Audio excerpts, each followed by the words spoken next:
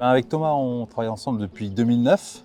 Donc on s'est rencontrés au cours des études, hein. C'était à l'École des Beaux-Arts de Bretagne, le site de Lorient. Nos démarches se sont croisées parce qu'on avait des affinités sur le rapport au paysage, à la nature, mais tout en l'articulant avec les arts numériques et les arts plastiques en général.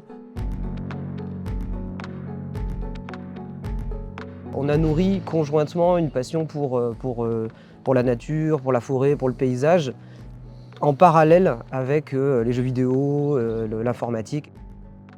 Ce qui nous a donné envie de travailler assez souvent de manière conjointe. En 2024, après la tempête Ciarán, on a été invité à venir découvrir le parc juste avant sa restauration. Donc sur le temps d'un week-end, on est venu, on est rentré, on nous a ouvert les portes du parc qui étaient inaccessibles au public.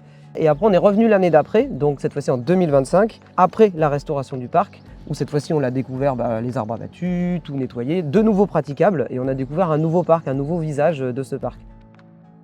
La galerie nous a dit, voilà, saisissez l'occasion. Là, le parc est dévasté, il n'apparaîtra plus jamais comme ça. Peut-être que c'est ça le point de départ, et l'intuition était bonne, parce qu'on a pu assister à une fantastique catastrophe, et on a presque, paradoxalement, une sorte de nostalgie du chaos. Et cette nostalgie, c'était ça le point d'orgue en fait. Et toutes les créations et les œuvres essayent d'aller retrouver une forme de beauté pure, si on doit utiliser le mot de beauté, voire peut-être brute, d'éléments naturels qui viennent tout d'un coup s'imposer dans le quotidien. Et en fait, ces deux temporalités, elles sont présentes dans l'expo sous forme, donc il y a deux salles, et on a vraiment deux espaces différents. Donc le premier qui est un espace plus documentaire, comment on a découvert le parc, quels étaient nos ressentis par rapport à ça. Et la deuxième temporalité, c'est plus une analyse philosophique et artistique autour de la manière dont ce paysage nous a marqués et nous a influencés. S'il y a une idée ou quelque chose qui porte, on va dire, toutes les pièces différentes les unes avec les autres, c'est la tentative de venir s'incarner dans le paysage, essayer de s'y fondre tout en analysant les tenants aboutissants de cette tempête, de sa restauration, etc.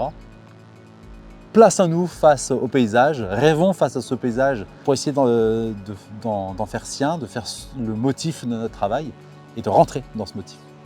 L'exposition, elle est multiple de par ses formes. On a de la vidéo, de la peinture, de la photographie, du texte, de la sculpture. Et chacune de ces formes ont été convoquées, qu'on a fait des mélanges, on a mixé des choses comme ça. Ce qui fait que certaines pièces qu'on présente dans l'exposition, on ne sait plus vraiment si c'est de la peinture, de la photo, etc. C'était important pour nous de faire des allers-retours entre les différents outils qu'on avait à disposition pour pouvoir après convoquer à la fois ces outils par rapport à leurs références dans l'histoire de l'art, mais aussi certains de ces outils qui sont des outils plutôt récents par rapport à la manière dont ils peuvent nous faire percevoir le paysage autrement.